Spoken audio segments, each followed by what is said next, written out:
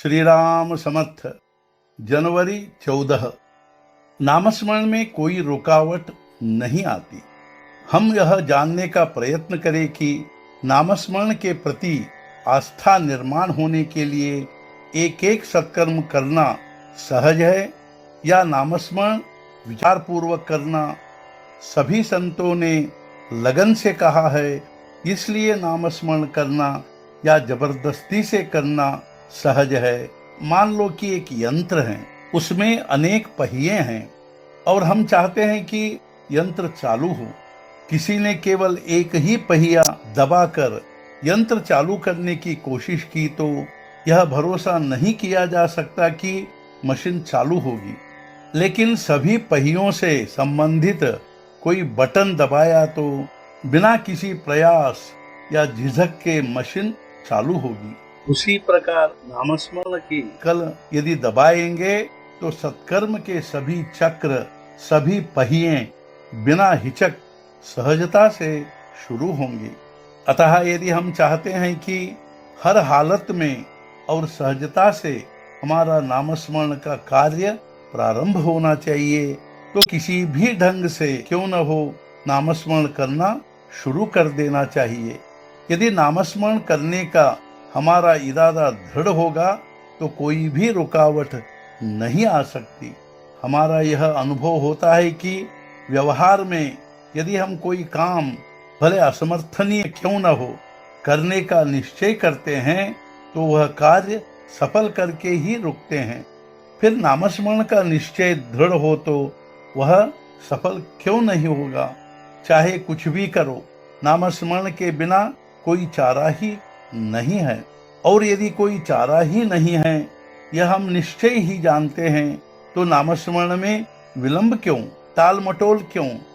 अतः कोई भी आशंका मन में निर्माण करने के बजाय नामस्मरण करते रहना ही सर्वोत्तम तथ्य है।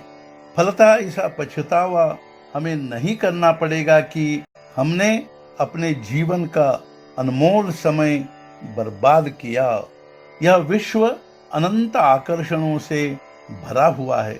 इनमें से कुछ वस्तुएं देखने पर या केवल उनका वर्णन सुनने पर भी हमारे मन में लालसा निर्माण होती है। फिर हम उन वस्तुओं को प्राप्त करने का प्रयत्न करते हैं। अतः हम भगवान से ऐसी प्रार्थना करें कि हे भगवान, मुझे सुंदर और मोहक वस्तुएं मत दिखा, क्योंकि मैं मोह जाल में अटक जाऊंगा और धोखा खाऊंगा। भगवान, मेरी प्रार्थना है कि मुझे ऐसी ही वस्तुएं दिखा जिनमें मेरा सच्चा हित है, जिन्हें मैं सुनूं, जिनका मुझे स्मरण हो, जिनमें मुझे रुचि निर्माण हो, जिनकी मुझे लगन लगे। प्रहलाद, द्रौपदी जैसे भक्तों ने भगवान के पास क्या मांगा? जो उन्होंने मांगा वही हम मांगे। उन्होंने जैसी भगवान के प्रति निष्ठा रखी वैसी हम रखे। उनके मन में जो वैराग्य भावना थी वही अपने मन में निर्माण करने का प्रयत्न हमें करना चाहिए। जब हम प्रयत्न करेंगे तो गलतियां होंगी, लेकिन गलतियों के लिए हमें पछतावा होना चाहिए।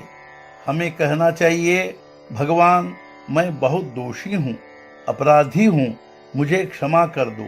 मुझे ऐसा बनाओ जिससे मैं आपकी कृपा पाने के योग्य बनूं। यदि असल में पछतावा हुआ तो विश्वास रखो, भगवान कृपा करेगा ही। मुख में नाम, हाथों से गृहस्थी का काम और हृदय में समाधान रखना चाहिए। आज का मुख्य विचार, जो नामस्मरण करना प्रारंभ कर देता है उसके मन की बाहर भटकने की क्रिया धीरे धीरे कम होती जाती है।